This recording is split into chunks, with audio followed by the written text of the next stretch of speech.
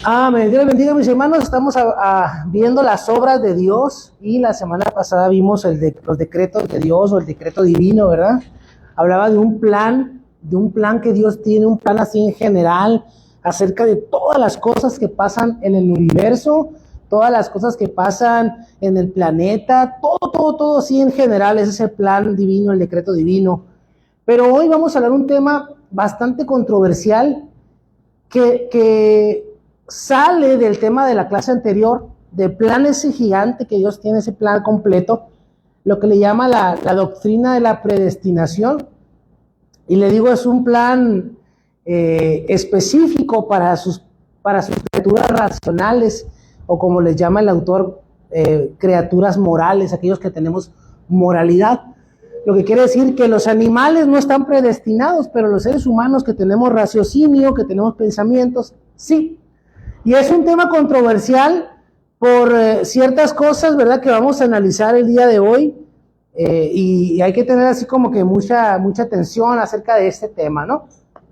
Dice, ahora que pasamos de la exposición de los decretos divinos en general a la predestinación, procederemos de lo general a lo particular. La predestinación es, si usted quiere ir, si va a contestar sus preguntas después, ¿qué es la predestinación? En términos generales, el propósito de Dios con respecto a sus criaturas morales. Las criaturas morales, le insisto, son aquellas criaturas que tienen moralidad, que tienen raciocinio, que tienen pensamiento. Entonces, por ejemplo, los animales no tienen moralidad, no tienen ese pensamiento que el ser humano tiene. Actúan por instinto, ¿verdad? Los objetos de la predestinación. La predestinación, en el sentido más amplio del término, se refiere a todas las criaturas racionales de Dios. Afecta a todos los seres humanos, tanto buenos como malos, no solo en forma colectiva, sino también en forma individual. ¿Qué le parece si comenzamos abriendo nuestras Biblias para leer algunos de esos versículos? Y vamos a leer uno sencillo, Hechos 4:28.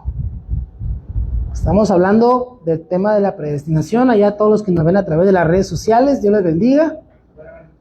¿Quién tenemos ahí? Hechos 4:28. Para hacer cuanto tu mano y tu consejo había antes determinado que sucedería. A ver, otra vez. Para hacer cuanto tu mano y tu consejo habían antes determinado que sucedería. Ok, dice, para hacer todo lo que tu mano había dicho que iba a suceder. Vamos a decirlo así, ¿no? O sea, todo lo que Dios ha planeado o ha predestinado o ha planificado que suceda, va a suceder.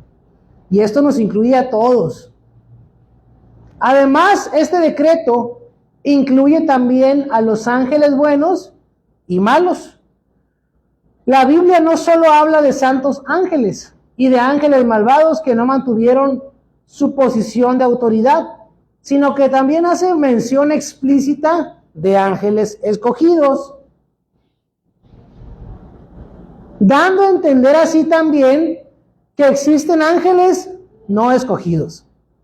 Y es muy claro, ¿verdad? Si Dios dice que escogió a algunos ángeles, quiere decir que hubo algunos que no escogió, ¿verdad? Si hablamos, por ejemplo, de una soda dietética, dame una soda dietética. Bueno, quiere decir que hay sodas que no son dietéticas, les llamamos regulares, que tienen azúcar. Algo así. Dado que muchos ángeles nunca pecaron, no se debe pensar que la predestinación de los ángeles es igual a los del ser humano. Dios no eligió a cierto número de ángeles, dice el autor, de entre una multitud caída, dejando a los demás perecer en su pecado. La predestinación de los ángeles consiste en lo siguiente. Además de la gracia con que los ángeles fueron dotados cuando fueron creados, lo cual incluía poder suficiente para permanecer santos, Dios decretó, y esa es una parte muy importante, mis hermanos, decretó, por razones que solo Él considera suficientes, otorgarle a algunos de ellos una gracia especial para perseverar, y decretó negársela a los demás. Entonces, dice el autor aquí, y estamos hablando de la predestinación, que Dios le dio a algunos ángeles algo más que no le dio a otros ángeles, lo que hizo que permanecieran santos. Cuando el diablo, que se lo reprenda, tuvo esa rebelión, ese conflicto en el cielo, que dice la Biblia que arrastró con él a la tercera parte de los ángeles.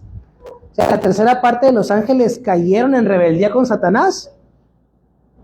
Pero usted dirá, ¿pero por qué las otras dos terceras partes no cayeron? Bueno, pues Dios sabe por qué. Él les dio algo que Él considera, y Él consideró por qué. Nosotros no sabemos, la Biblia no dice, pero Él les dio la suficiente fuerza para no caer en pecado. Entonces es algo muy importante el comprender lo que es la predestinación. Esto hablando de los ángeles. Y luego dice, por último, Cristo como mediador también fue objeto de predestinación. Esto significa sencillamente que como mediador, Cristo fue el objeto especial de Dios y pudo complacerlo. Ahí le va. Las dos partes de la predestinación, como lo dijimos ahorita. Hay ángeles escogidos, por lo tanto hay ángeles no escogidos. La predestinación se compone de dos partes: la elección y la reprobación. La elección. La Biblia habla de la elección en varios sentidos. La elección de Israel como nación, que cumple un servicio especial y también goza de privilegios especiales. La elección de personas en particular para ciertos oficios o servicios especiales. Y la elección de personas para ser hijos de Dios y herederos de la gloria eterna. Esta última es la que se considera como parte de la predestinación. Y vamos a leer Mateo 22:14, aquí enfrente, Mateo 22:14. Y luego ahí en medio, Romanos 11:15.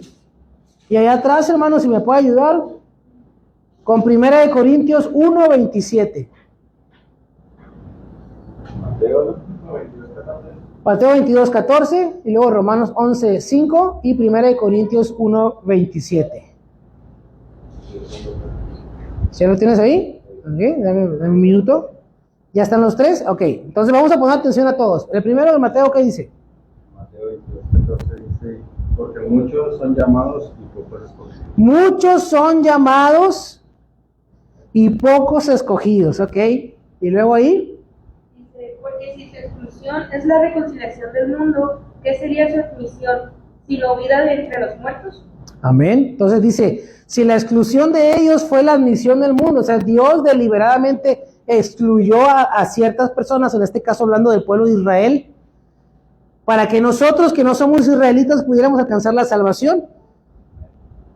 O sea, si ellos hubieran aceptado a Cristo en ese momento y lo hubieran recibido, usted y yo, ya, ya. Pero Él predestinó que estas personas endurecieran su corazón, no aceptaran a Jesús, para que, como dice el versículo que acaba de nuestra hermana, se admitiera a todos los demás. ¿Ok? ¿Y qué dice 1 Corintios, hermano? Sino que lo necio del mundo escogió Dios para avergonzarlos a los sabios, y lo débil del mundo escogió Dios para avergonzar a los fuertes. Amén. Entonces está hablando ahí de una elección que Dios hace. ¿Se fijan? Los tres pasajes nos hablan de que Dios deliberadamente ideó elegir o no elegir. De eso se trata la predestinación. Se le puede definir como el propósito eterno de Dios para salvar a cierto número de personas por medio de Jesucristo. Ahora, vamos a verlo primero desde nuestro punto de vista, que estamos aquí ya salvos, ya somos salvos, mis hermanos. ¿Cuándo dicen amén? Amén. Entonces, fíjese, Dios tuvo un propósito eterno. ¿Desde cuándo? Desde siempre, porque Él es eterno. Y como Él ya concebía todo el plan completo, Él ideó en ese plan completo que tú fueras salva. Que usted fuera salvo, que tú fueras salvo. ¡Wow! Miren, yo lo pienso y se me erizan los vellos de la piel. Digo, ¿por qué? O sea, ¿cómo? Pero ese era su plan. Que yo fuera salvo, que Él me escogió. Y lo hemos platicado muchas veces, ¿verdad? Porque lo acabamos de leer. Que Dios escogió a lo necio del mundo para avergonzar a los sabios, y escogió a lo débil del mundo para avergonzar a los fuertes. Quiere decir que Dios escogió. Él se fue de compras, ¿no? Vamos a decirlo así. Como nuestras hermanas que se van y escogen ropa. Y dicen, esto sí me gusta, esto no me gusta, esto, aquello, el otro. Él deliberadamente escogió a cada uno de nosotros, nos escogió para que fuéramos salvos. ¡Qué bendición, mis hermanos! No hicimos nada, ni siquiera existíamos, cuando ya en el plan de Dios había predestinado a escogernos para salvación. Dentro de nuestro contexto cultural, de nuestro contexto familiar, de nuestro pasado, de lo que hayamos hecho, Dios ya sabía que éramos de Él. Esto es la elección, pero como consecuencia de la elección, también existe la reprobación. De la doctrina de la elección se deduce en forma lógica que cierto número de personas no fueron elegidas. Si esta doctrina que está en la Biblia es verdad, si Él se propuso salvar a cierto número de personas, pues también se propuso no salvar a otras.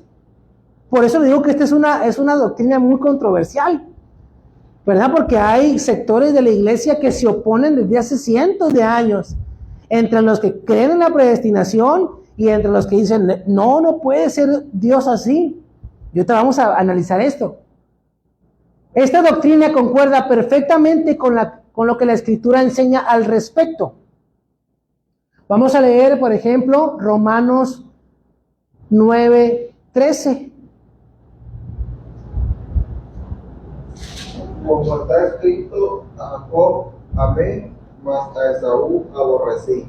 Amén. Ahí, hermano. Ahora el 17. Porque la Escritura dice a Faraón, para esto mismo te he levantado, para mostrar en ti mi poder y para que mi nombre sea anunciado por toda la tierra. El 18. De manera que de quien quiere tiene misericordia y al que quiere endurecer, endurece. El 21. ¿O no tiene potestad el alfarero sobre el barro para hacer la misma masa, un vaso para honra y otro para deshonra? Y el 23.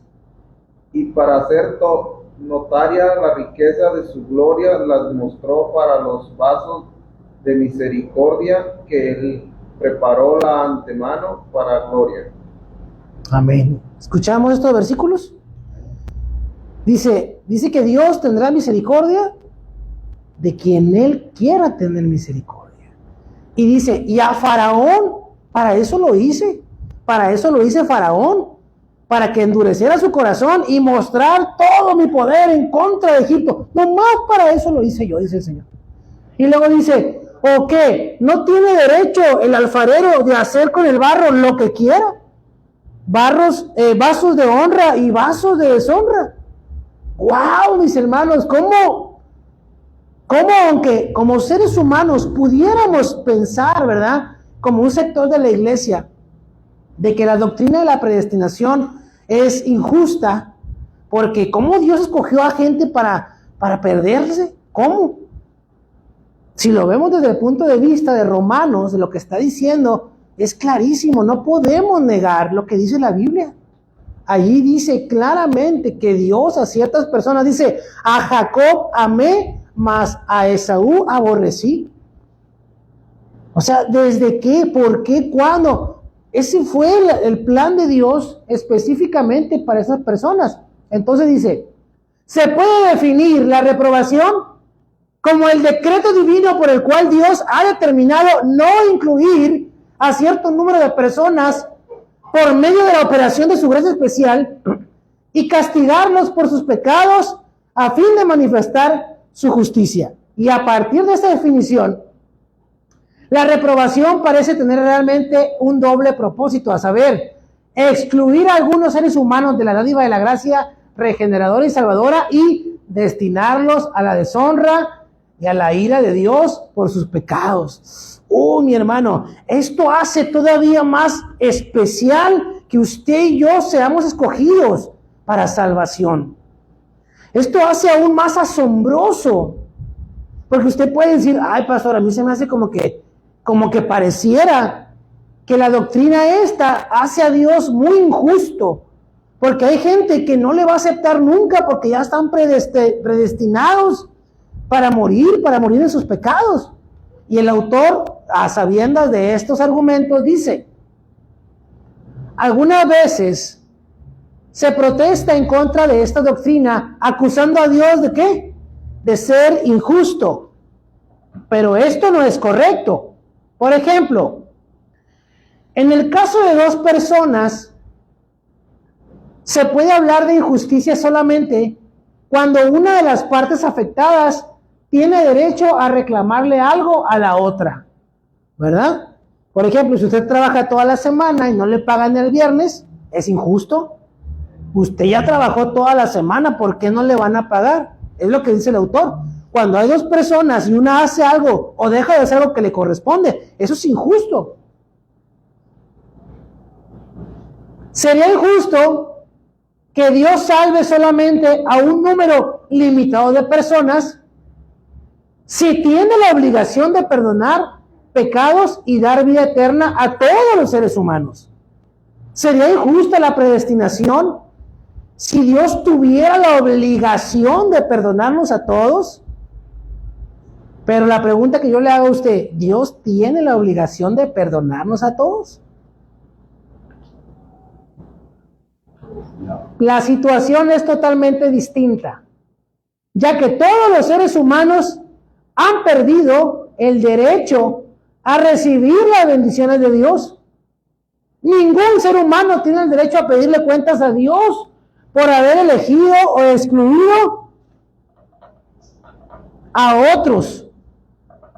Dios habría cumplido su justicia a la perfección si no hubiera salvado a nadie. Lo realmente más justo es que todos nos perdiéramos. ¿Se acuerda de aquella parábola donde dice Jesús que el dueño de una viña fue a la plaza por la mañana y encontró unos que no tenían trabajo? Y le dice, ¿qué están haciendo ahí? No, pues que no tenemos trabajo. Vayan allá a trabajar a mis campos, yo les daré lo que es justo. Y a la mediodía dice que volvió a salir y había otros en la plaza. ¿Qué están haciendo? Pues es que nadie nos dio trabajo. Vayan a trabajar allá a mi campo, yo les daré lo que es justo. Y ya como eso de las 6 de la tarde, 5 de la tarde, fue otra vez y en la plaza había otros. ¿Qué están haciendo? Nada, no tuvimos trabajo en todo el día. Vayan allá a mi campo a trabajar, yo les daré lo que es justo. ¿Se acuerdan la parábola?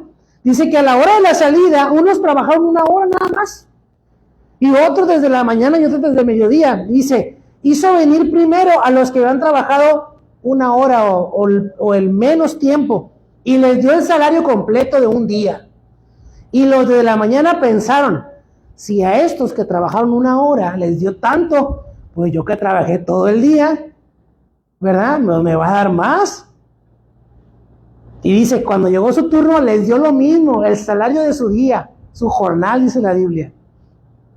Y se enojaron y empezaron a murmurar en contra del dueño. Y les dijo el dueño, ¿qué están hablando de mí? No, pues es que estos trabajaron bien poquito y les diste lo mismo que nosotros, que estuvimos todo el día en el sol. Y le dijo, a ver amigo, fíjese lo que Jesús está explicando esta parábola. A ver amigo, ¿no te dije que te iba a dar lo que es justo?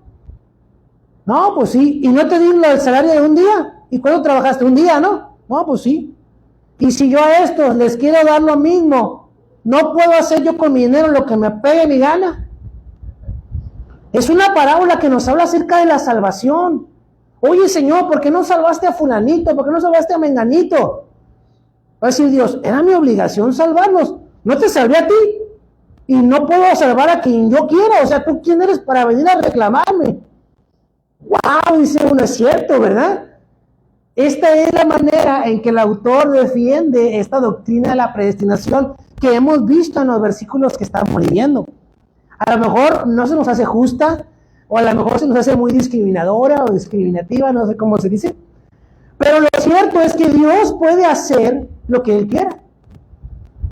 La verdad dice la Biblia que Dios no quiere que nadie se pierda, sino que todos vayan al arrepentimiento. Pero también es verdad que a cada uno Dios nos da esa libre decisión de si queremos recibirle o no queremos recibirle. Pero también es verdad que la única razón por la que sí le recibimos es porque el Espíritu Santo hizo un llamado interno a nuestro corazón.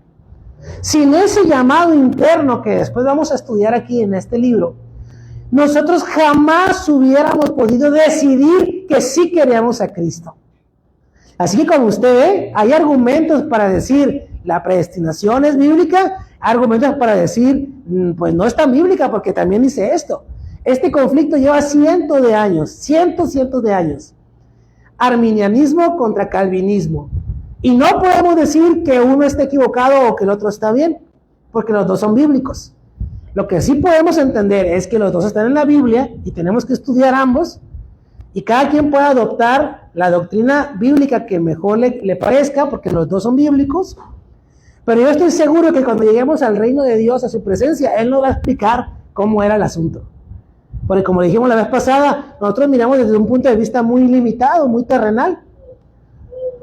Su servidor, por ejemplo, yo sí creo en esta doctrina de la predestinación, porque encontré muchos argumentos bíblicos donde no puedo negar que está. Simplemente con decir a Jacob amé y a Esaú aborrecí, o a Faraón lo hice para mostrar mi poder, o he hecho vasos de honra y vasos de deshonra. Jesús oraba al Padre y dijo, Señor, guarda a los discípulos, no se me perdió ninguno, le dijo, nada más aquel, se llama el hijo de perdición, o sea, Judas. O sea, Judas estaba predeterminado o predestinado a entregar a Jesús. Y cuando Jesús oraba por sus discípulos, le dice, Señor, pues yo los cuidé a todos y nomás se me fue el que se iba a ir, ya sabíamos que se iba a ir. Entonces es interesante esta doctrina, ¿verdad? Usted puede escoger creer en ella tal cual o estudiarla y decir, no, pues realmente no creo que contradiga lo otro, porque hay muchos textos que dicen, por ejemplo, de tal manera amó Dios al mundo y habla de todo el mundo y así. A mí se me hace muy interesante la doctrina, hay que estudiarla, pero esta última parte es lo que me llama más la atención. Dios habría cumplido su justicia a la perfección si no hubiera salvado a nadie. Porque nadie somos dignos de ser salvados. Nadie somos merecedores de ser salvados. Ahora, ¿por qué nos quiso salvar? ¿Qué nos hizo diferentes? Bueno, podemos regresar al principio, como con los ángeles, por cuestiones que solamente Dios sabe y Él cree suficientes, pero que la Biblia no nos enseña ni nos dice. Y si la Biblia no me dice y no me enseña, es porque Dios consideró que no era necesario que yo supiera. Y cuando yo era más joven y estudiaba esto, decía, y sí llegué a pensar, oh, qué injusticia, ¿no? Porque hasta el apóstol Pablo, cuando está haciendo una disertación sobre esto, dice, ¿diremos que Dios es injusto? En ninguna manera. Por lo mismo, porque la justicia de Dios se vería reflejada si no hubiera mandado a Jesús a salvarnos. Si todos se pierden, es que todos se lo merecen. ¿Por qué? Por cuanto todos pecaron, están destituidos de la gloria de Dios. Ahora vámonos a regresar a la parábola. Un jornalero le puede decir al patrón, ¿qué hacer con su dinero? Oye, señor, pues yo trabajé más. Yo te dije que te iba a pagar 200 pesos al día. ¿Te los di o no te los di? No, pues sí. ¿Y para qué también se los dices a aquel si nomás trabajó una hora? Es mi dinero. Yo se lo quiero dar a él también. O sea, la salvación, fíjese qué interesante está esto. Yo, gracias a Dios, he estado en la iglesia desde niño. Ahí me presentaron en la iglesia y crecí todo. Gracias a Dios nunca me he alejado del Señor. Pero quiere decir que tengo muchos años batallando en la vida cristiana. ¿Verdad? Porque la vida cristiana es una lucha de día a día con el cuerpo, con la mente, con el enemigo, con el mundo. Tengo toda la vida peleándome conmigo mismo también por agradar a Dios. Sin embargo, otros aceptaron a Cristo a los 20 años o a los 30 años. Yo conocí un hermano que conoció a Cristo a los 80 y tantos años y a los meses falleció. Ahora, es injusto porque él no batalló tanto como yo. Es injusto que usted haya recibido a Cristo después y apenas tenga algunos años y yo tenga tantos años batallando y usted apenas esté agarrando y todos vayamos a recibir la corona de la vida. No, para mí no es injusto. Porque la verdad yo así pienso ahora. Si a mí me salvó, gloria a Dios. Si ya no va a salvar a otros, pero ya ese es asunto del Señor y de Él. A mí ya me salvó. ¿Qué hago? Porque a mí ya me salvó. Predico la palabra. Para que los que haya predestinado escuchen la palabra, el llamado interno, abran su corazón y reciban a Cristo. Ese es mi trabajo. Mi trabajo no es saber si Dios va a salvar a todos, si Dios va a salvar a alguno, si no va a salvar a nadie. Ese no es mi trabajo, mis hermanos. Ni su trabajo. Porque mucha gente se va preocupada cuando escucha esta. ¿Qué tal si mi papá no es predestinado, si mi mamá no es predestinada? Usted no le compete saber eso. A usted lo que le compete es doblar sus rodillas, orar por la salvación de su familia y compartirles el evangelio. Y ya el dueño de la salvación, que se la dé a quien él quiera. Esa es la realidad, es nuestro trabajo. Amén, gracias a Dios, dice ahí nuestra hermana por internet. Y luego dice, la cuestión, aquí vienen algunos argumentos, vamos a ver.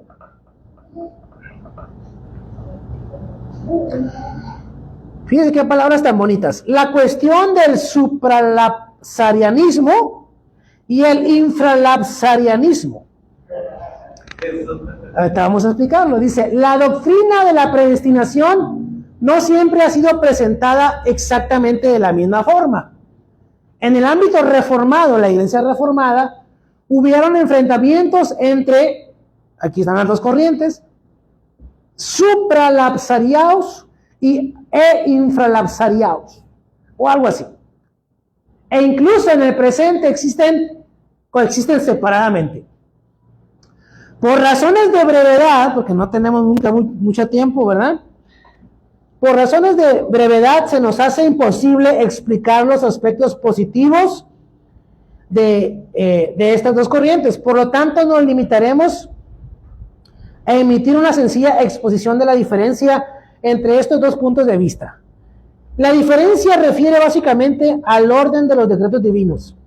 La pregunta es la siguiente: ¿cuándo ocurren en el plan de Dios los decretos de elección y reprobación? ¿Ocurren antes o después de que Dios decrete la creación del mundo y permita la caída al pecado? ¿Cuándo Dios escogió salvarnos? ¿Ya había creado el mundo o todavía no lo había creado? Y luego dice el autor, esto acarrea otro problema. En su decreto de predestinación consideró Dios al ser humano un ser que ya había sido creado y que ya había pecado, o como algo por crear y que ciertamente pecaría. Qué buena pregunta, ¿verdad? O sea, Dios dijo, voy a crear al ser humano, pero va a pecar. O cuando Dios creó al ser humano dijo, este ya pecó.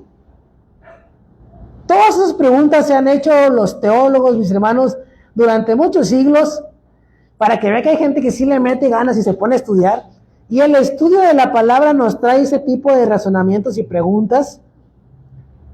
Y hay gente que se va a tomar café con otros nomás para estar discutiendo estos temas. La verdad es interesante, ¿no? A mí me gusta mucho.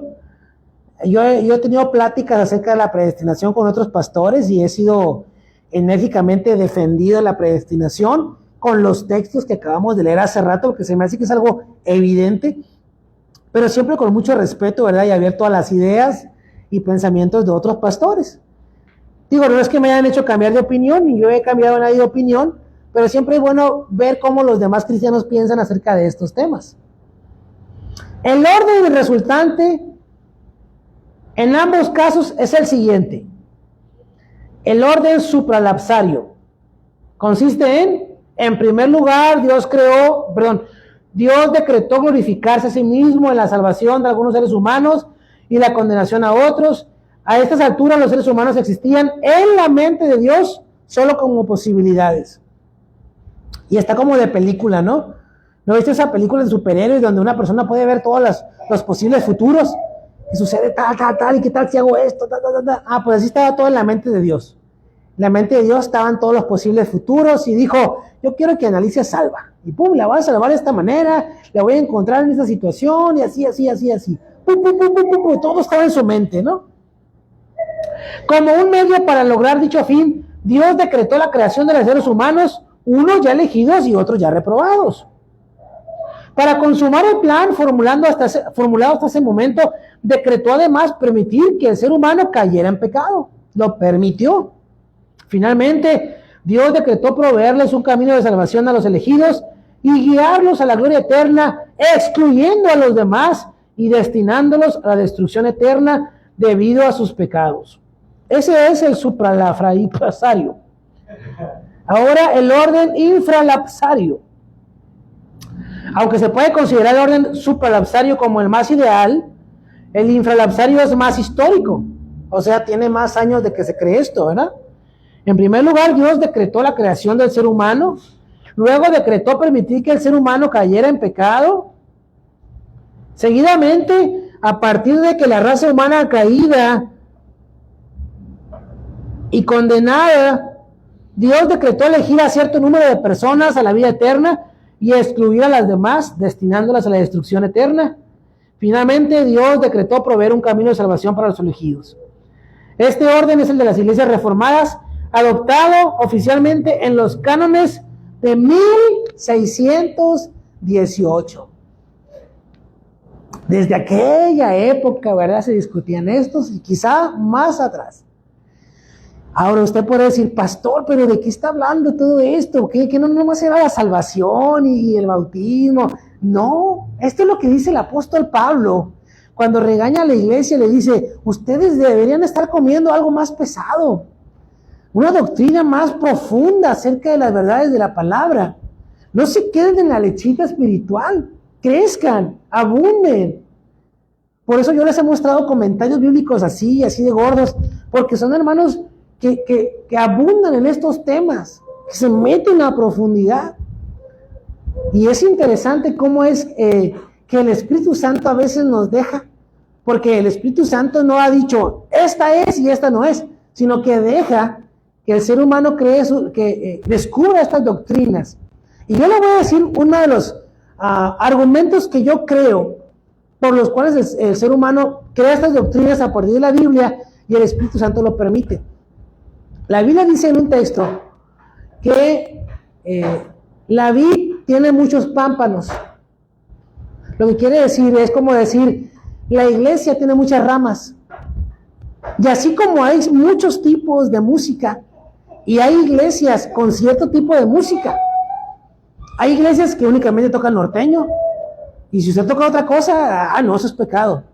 Y en cambio, otras iglesias que si usted toca norteño, dicen, eso es pecado.